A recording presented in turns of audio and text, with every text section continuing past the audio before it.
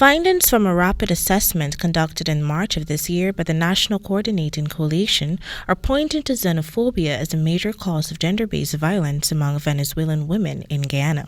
During an exclusive interview with Nightly News recently, Executive Director of the National Coordinating Coalition, Simone Sills, highlighted that this form of discrimination often leaves battered migrants with no hope in seeking the much-needed aid. This, she said, it creates room for tragedies to continue that are associated with the prevalent societal scourge. She drew attention to another finding derived from the assessment, which speaks to the lack of support provided by persons in authority to Venezuelan migrants who seek refuge.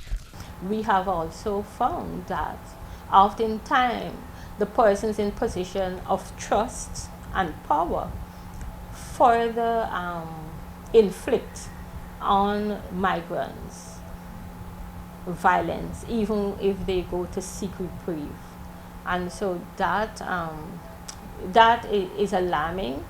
It makes you question humanity. Sills lauded the move by the Guyana police force to train ranks on how to effectively deal with reports of gender-based violence, but noted that the enforcement of what is being taught is crucial.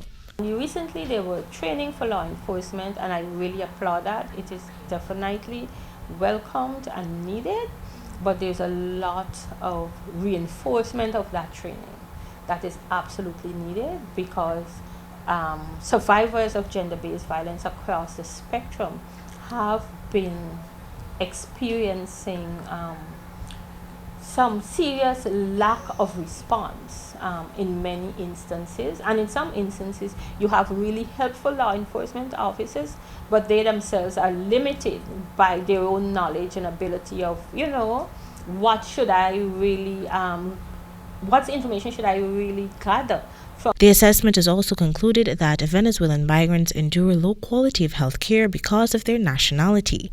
The National Coordinating Coalition provides free counseling services to migrants, primarily Venezuelans affected by gender-based violence. Xenophobia is described as discrimination against persons from other countries. It is where foreigners are seen as a threat, different and not part of the local community. In 2020, Guyana voted in favor of a global call advocating concrete action for the elimination of racism, racial discrimination, xenophobia, and related intolerance, and the comprehensive implementation of and follow-up to the Durban Declaration and Program of Action. In September of this year, President Irfan Ali, along with other leaders at the United Nations headquarters, vowed to accelerate the fight against racism in their respective countries, also renewing their commitment to implement the Durban Declaration and a Program of Action, a landmark anti-discrimination framework adopted 20 years ago. For the HGP Nightly News, Kendell Richmond.